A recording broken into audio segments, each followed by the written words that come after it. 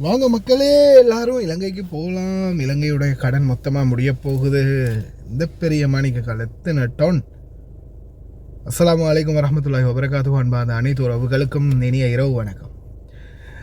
இலங்கையில் இப்போ ரீசெண்டாக ஒரு மாணிக்கக்கல் கிடச்சிருக்குது அப்படின்ற தகவல் ஒன்று வெளியாகிச்சு.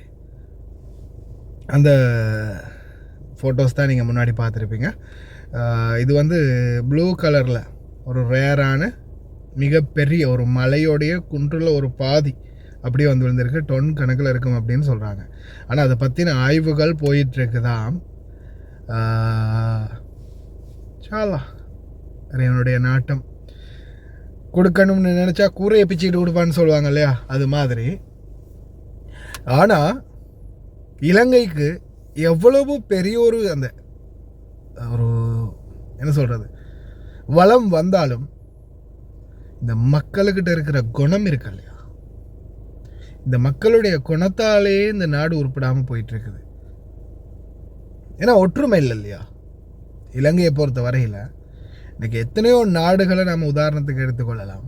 ஆனால் இலங்கையை பொறுத்த வரையில் எத்தனையோ வளங்கள் இருந்தும் அந்த நாட்டை கட்டியெழுப்புறதுக்கு முடியாத காரணம் எத்தனை அரசாங்கம் வந்தாலும் ஒற்றுமை இல்லை, மக்களுக்குள்ள ஒற்றுமை இல்லை. ஏன்னா ஆல்ரெடியே இனம், மதம், குலம் ஒவ்வொரு இதால் வேறுபட்டு போயிருக்குது. அதை வேறுபடுத்துறதுக்குன்னே ஒரு சிலர் ரெடியாக இருக்கிறாங்க.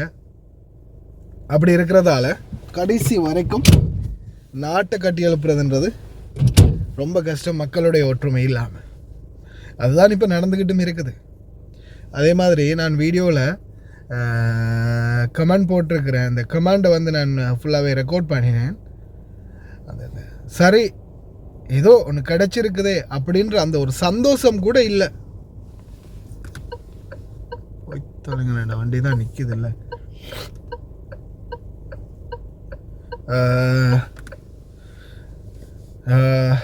அந்த ஒரு சந்தோஷமோ இல்லை ஒரு ஒரு ஒற்றுமையோ, அடடா கிடச்சிருக்குது, இறைவா உண்மை ஆகிடணும், இறைவா இப்படி ஆகிடணும், இறைவா நாட்டு நிலைமையெல்லாம் முடிஞ்சு கடனெல்லாம் முடிஞ்சு நல்ல நிலைமைக்கு வந்துடணும் அப்படின்ற ஒரு பிரார்த்தனை கூட இல்லை. கிழிச்சானு அது இதில் வந்து என்னென்னா மென்ஷன் பண்ணியிருக்கிறாங்க, இதோ ஜனாதிபதி அனுர இவனுடைய ஆட்சியால் தற்போது இலங்கைக்கு மீண்டும் ஒரு நல்ல செய்தி கிடைச்சிருக்குது அப்படின்ற மாதிரி. ஆனால் பாருங்கள், இந்த சந்தர்ப்பத்தில் மக்கள் ஒரு சும்மா மனசார ஒரு பிரார்த்தனை சரி பண்ணுவாங்க அப்படின்னு பார்த்தா இல்லை, அவங்க வந்து கலாய்க்கிறாங்களாம். அதெல்லாம் கிடைக்காது, அப்படியெல்லாம் நடக்காது, இலங்கைக்கு அந்த மாதிரியான சான்ஸ் எல்லாம் கிடைக்காது, அதை வந்தாலும் அவனுங்க திருடிடுவானுங்க, எடுத்துருவானுங்க. ஒரு பாசிட்டிவ்னஸ் நம்மளுடைய மக்களுடைய மனசுலே இல்லாத போது எங்கேருந்து நாடு உருப்படும்?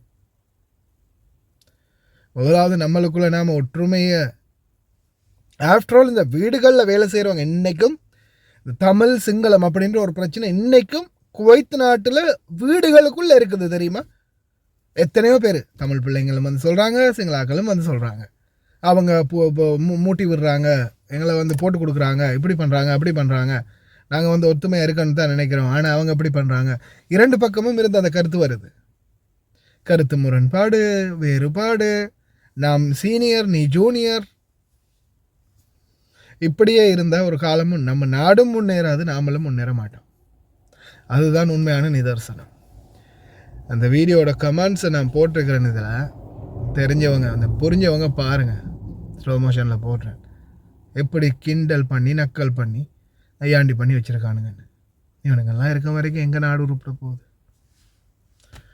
பிரார்த்தனை பண்ணுவோம், நாடு நல்ல நிலைமைக்கு வரணும், நாட்டு மக்களை நல்ல நிலைமையில் வாழணும். நாமளும் இந்த வெளிநாடுகள்லேருந்து அடிமைத்தனத்திலிருந்து விடுபட்டு சொந்த நாட்டுக்கு போய் நிம்மதியாக கூலையோ கஞ்சியோ குடிச்சிட்டு நிம்மதியாக வாழணும் அப்படின்ற ஒரு நிலைமை உருவாகட்டும் அப்படின்னு ப்ரே பண்ணுங்க.